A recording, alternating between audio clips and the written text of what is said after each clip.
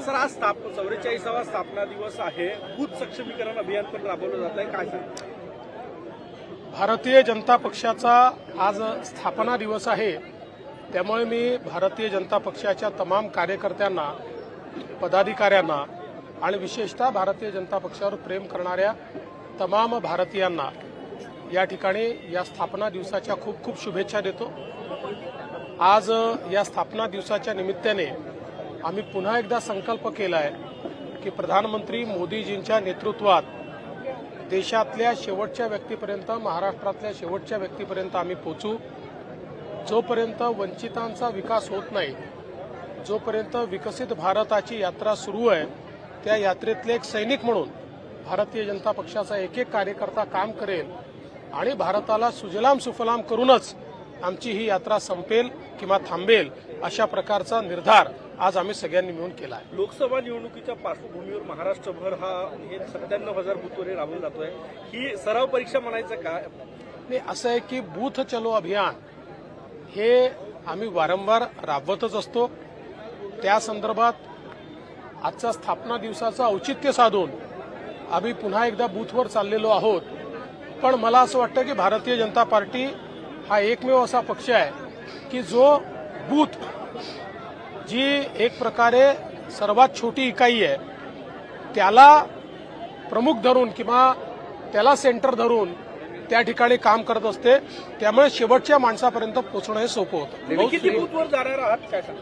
नाही, मी तर आज 2 बूथमध्ये जाणार आहे, पण भारतीय जनता पक्षाचे कार्यकर्ते प्रत्येक बूथमध्ये जाणार आहेत.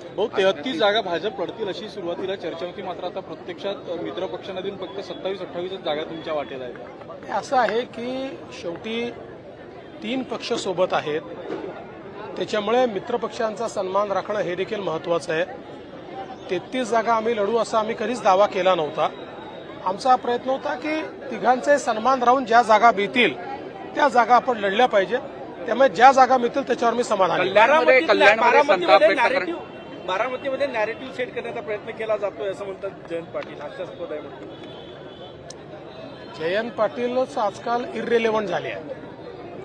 मला हे माहिती आहे की ते त्यांच्या पक्षात इतके नाराज आहेत की त्यांच्या पक्षात त्यांना कोणी विचारत नाही.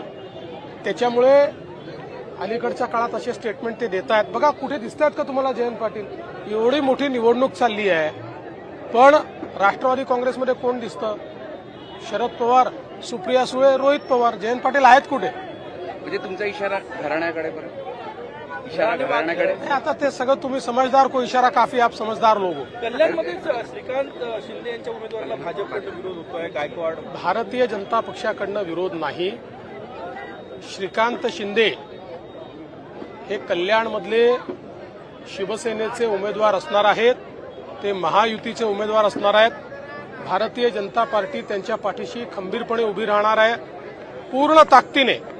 आणि मागच्या वेळेसपेक्षा जास्त मतांनी डॉक्टर श्रीकांत शिंदेंना कल्याणमधनं आम्ही सगळे, म्हणजे भारतीय जनता पार्टी, शिवसेना, राष्ट्रवादी, रिपाई, रासपा, आमची जी एक बृहद युती आहे, ही युती त्या ठिकाणून त्यांना निवडून आणेल हा मी विश्वास व्यक्त करतो. शरद पवारांनी आघाडी धर्म पाळला नाही असं नाना पटोले खुद म्हणाले काल भिवंडीची जागा जाहीर केल्यामुळे.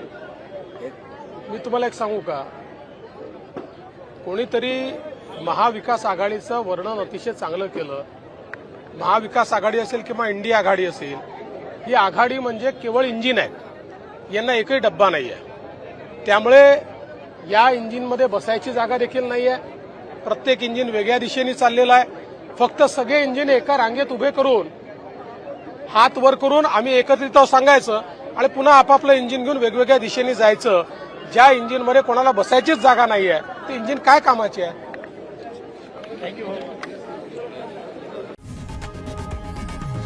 लोकशाही मराठी ऐका, पहा, जागरूक रहा.